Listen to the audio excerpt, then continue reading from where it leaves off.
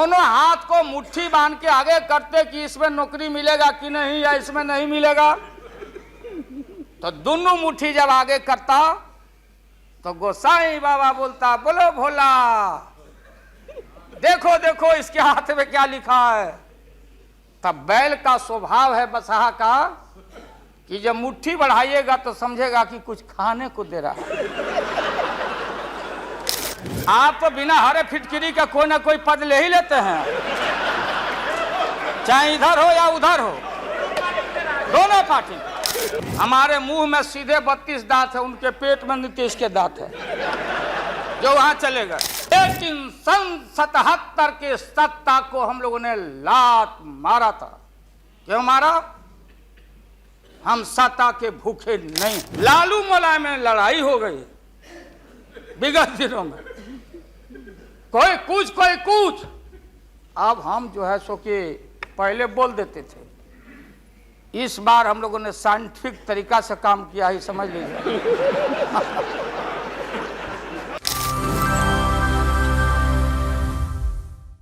मुझे अफसोस है कि आप जा रहे हो। कहीं मेरे चाचा बैठे हैं, गफूर चाचा, कहीं मेरा भाई बैठे हैं नीतीश कुमार, लेकिन धर्म अधर्म की बारी आई है तो आज गद्दा चलाना पड़ रहा है तुम्हारे पीठ पर। हम लोग चिंता मत कर। तो ये जो मन है मत वाला, कहीं हम लोग के गुरु जौहर साहब बैठे हुए हैं, गुरु थे हम लोग के।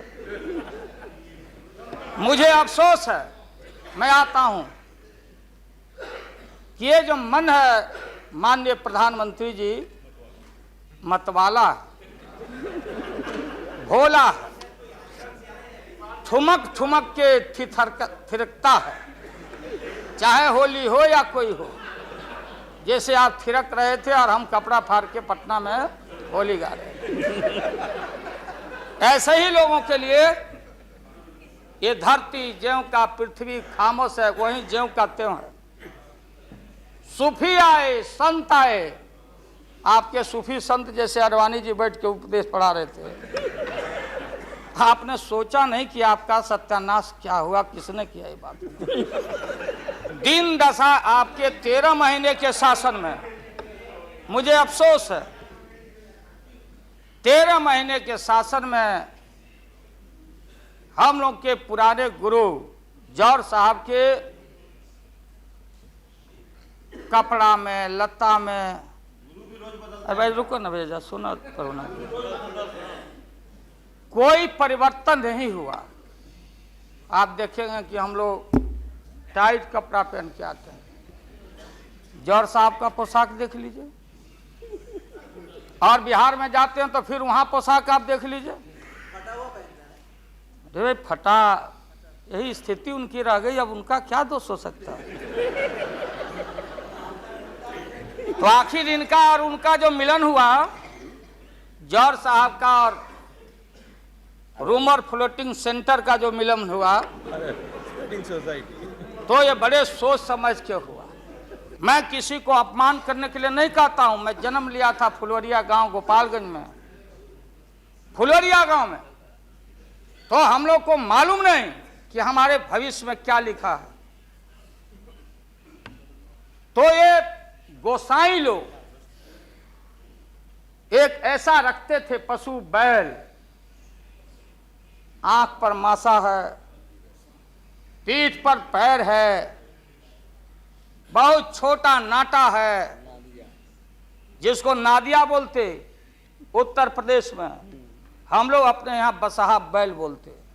भोला बाबा, शंकर बाबा का अवतार माने बसहा बैल।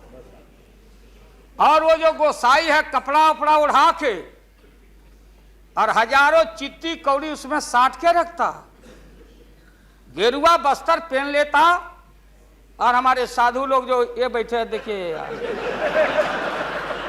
इसी रूप में रहता।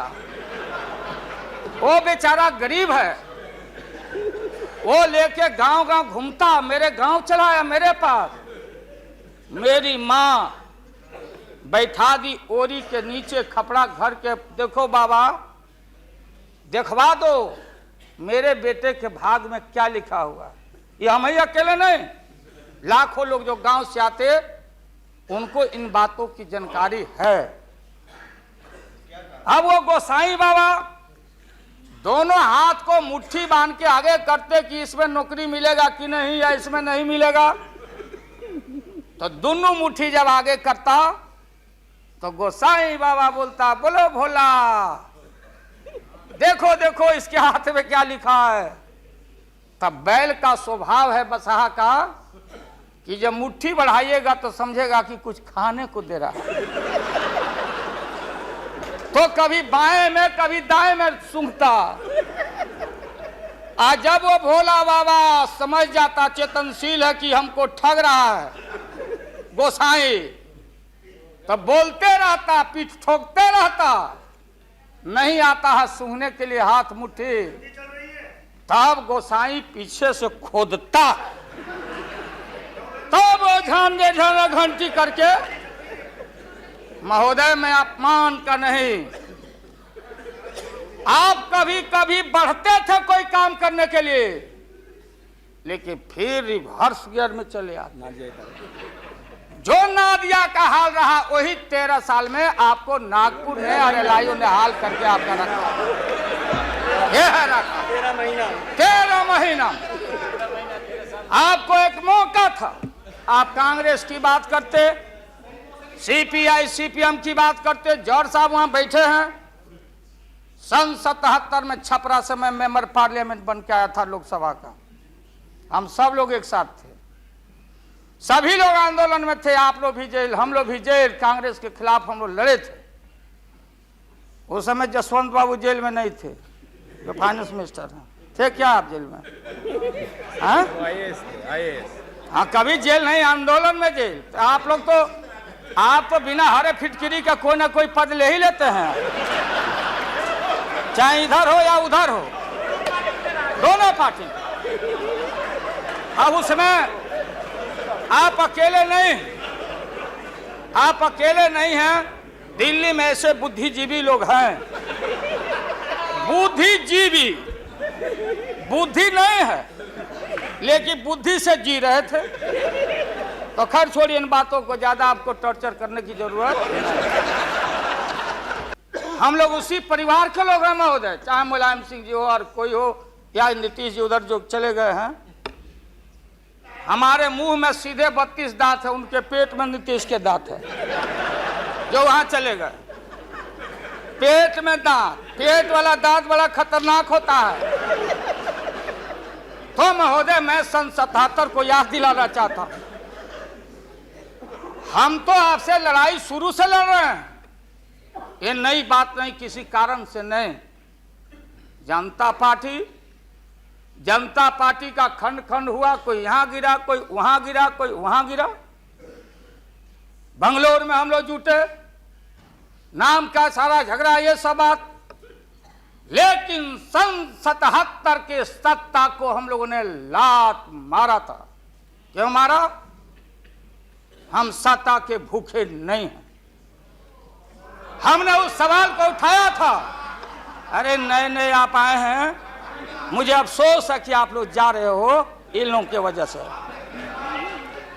सन 77 में दोहरी सदस्यता का सवाल उठाया गया था मजबूती से हम लोगों के द्वारा कि अगर आरएसएस में रहना है, जॉर्ज साहब भी बोलते थे, छाती पर हाथ रख के बोले,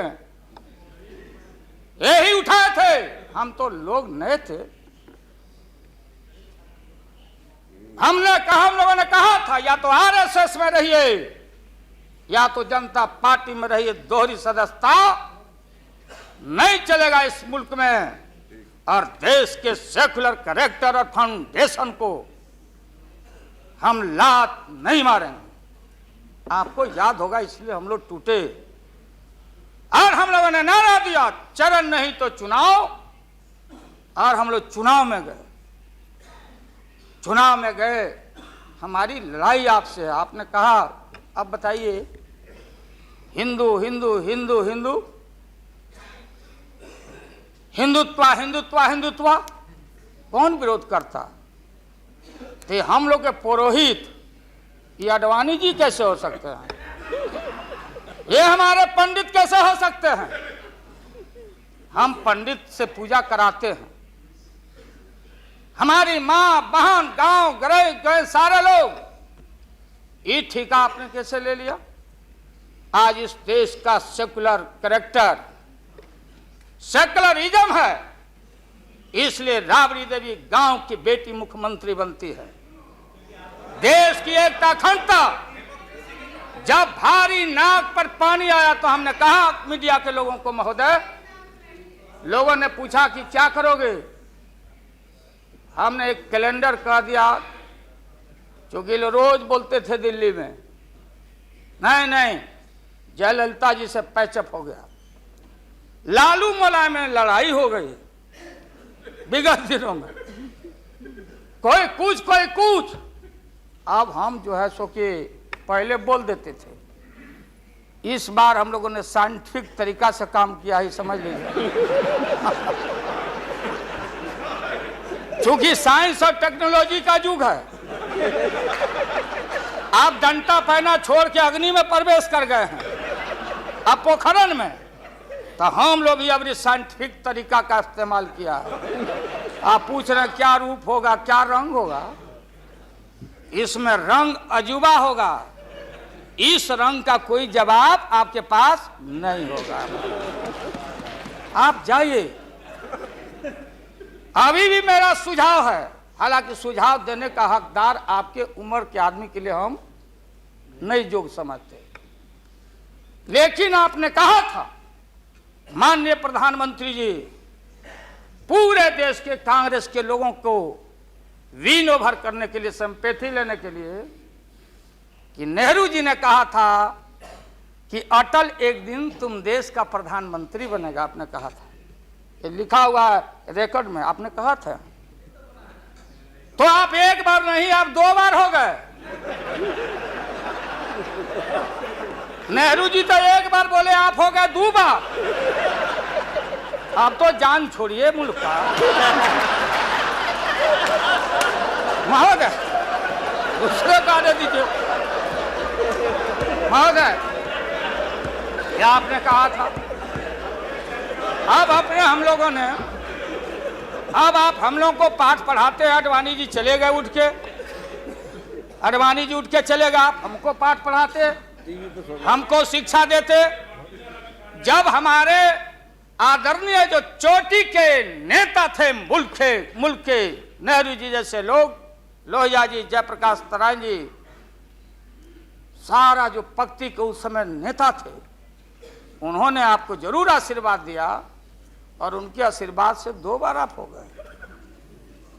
लेकिन अभी जो आपने कार्यक्रम घोषणा किया था इसी हाउस में, जवाहर रोजगार योजना को क्यों मिटा दिया आपने? रीनेम क्यों कर दिया? सारे चीज को कंपाइल क्यों कर दिया? इंदिरा आवास को क्यों आपने रिकंपाइल कर दिया? आप इतिहास को मिटा के और आरएसएस के संस्कृति को देश की जनता पर लालच दिखा के लादना चाहते हैं। इसके लिए हमने कहा, ये सवाल सत्ता का कौन क्या हो नहीं हो, क्या कौन मंत्री, क्या मंत्री हो, मंत्री आएंगे और जाएंगे, लेकिन एक बार मुल्क मुट्ठी से निकल गया तो फिर संभाल से बाहर हो जाएगी।